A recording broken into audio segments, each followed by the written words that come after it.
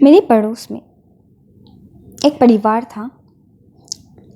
माँ बाप थे और दो लड़कियां थी, रिंकी और पिंकी। रिंकी बड़ी बेटी का नाम था। वो सूरत में थोड़ी मीडियम थी, सांवली थी, बट बहुत योग्य थी। अपने माँ बाप को बहुत प्यार करती थी और बहुत कुछ करना चाहती थी जीवन में। छोटी बहन का नाम पिंकी था। वो गोरी थी, शक्ल सूरत में बहुत अच्छी थी, बट पढ़ाई में उतनी होशियार नहीं थी। वो भी कुछ करना चाहती थी, हमेशा चहकती रहती थी, बहुत हंसमुख थी, बहुत मजाक किया थी। माँ बाप के चेहरे में हमेशा खुशी लाने की कोशिश करती थी। माँ बाप भी उसे देखकर बहुत खुश रहते थे हमेशा। बड़ी बहन रिंकी बहुत मेहनत करती थी। उसका दिमाग उतना तेज नहीं था, बट वो कोशिश करती थी। यहाँ तक कि बहुत बार वो मैथ्स भी याद कर लेती थी।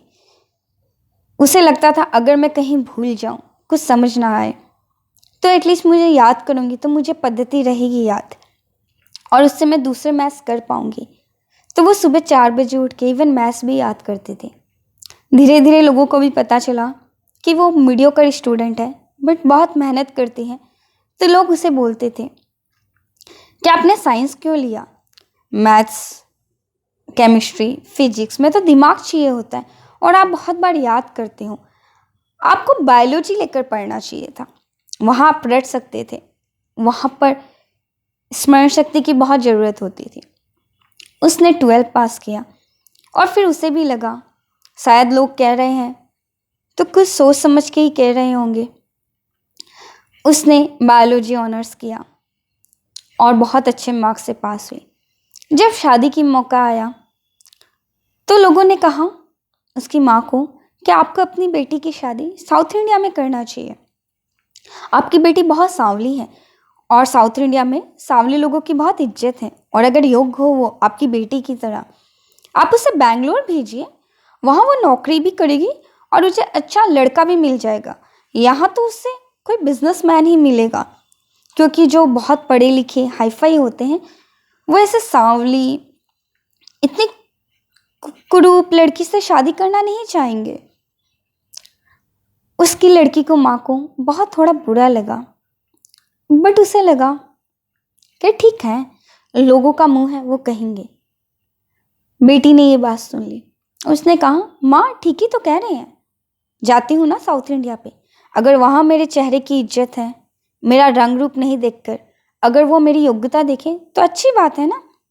मुझे जाने दो, मुझे भी देखना है ऐसा शहर, वहाँ मुझे भी नौकरी करनी है ऐसे शहर में, प्लीज़ आप मुझे जाने दो। माँ ने कहा ठीक है।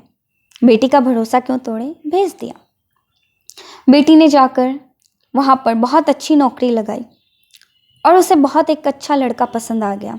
उस लड़के ने भी उसे बहुत पसंद किया।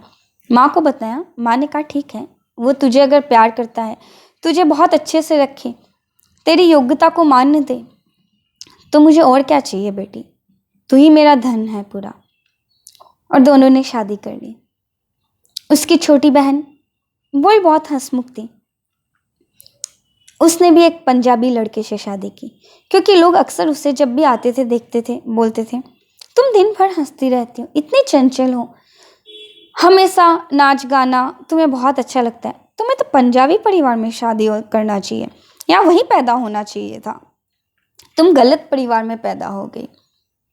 उसे लगता था मेरे माँ बाप बहुत प्यारे हैं, मैं जहाँ पैदा हुई बहुत खुश हूँ, लेकिन अगर लोगों को लगता है कि एक पंजाबी परिवार ही मुझे मान देगा तो ठीक है।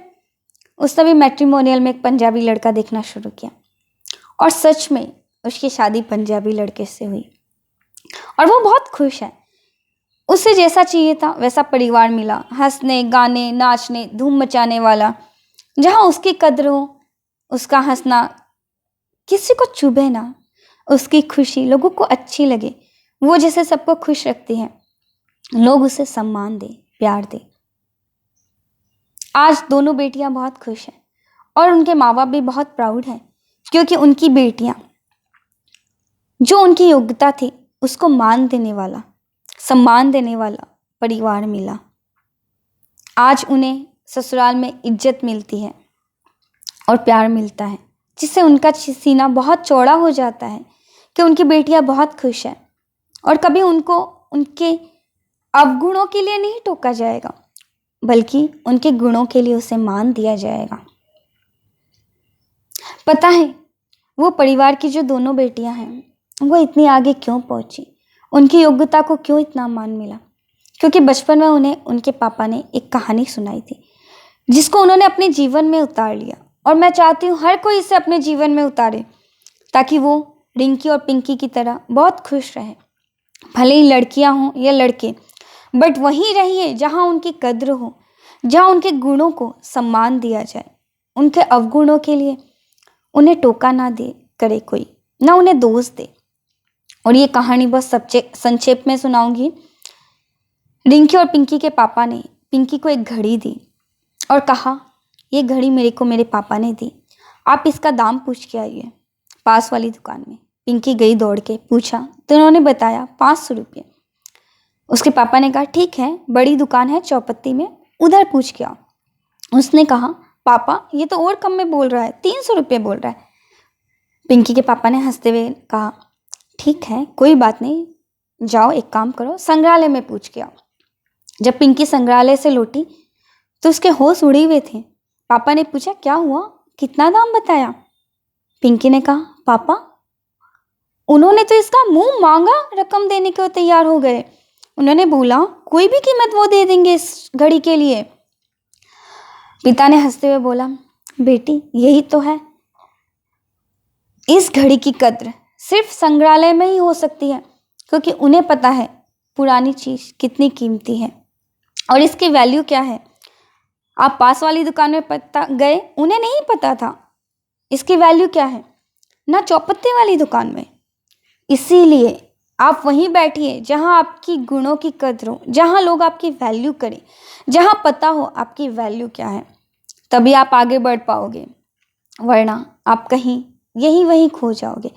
और रिंकी और पिंकी ने अपने जीवन में उसे यथार्थ कर दिया था। वो वहीं गई जहां उनके गुणों की वैल्यू थी और आज वो बहुत खुश थी। और मैं चाहती हूँ हर लड़की के माँ बाप और हर लड़के के माँ बाप अपने बच्चों को यही गुण दे, जहाँ उनकी कद्र हो, भले ही वो लड़का हो या लड़की, वहीं रहना चाहिए जहाँ उनकी वैल्यू हो गुणों की। और अपने गुणों को जरूर परखें और समझें और उसको आगे बढ़ाने की कोशिश करें। अपने अवगुणों पे ध्यान ना दें, अपने गुणों को आगे बढ़ाएं, क्योंकि वही आपको उन्नति के द्वार में ले जा सकते हैं। अगर आपको वीडियो पसंद आया तो इसे लाइक एंड शेयर प्लीज़ करिए। जय हिंद, जय हिंदुस्तानी नारी।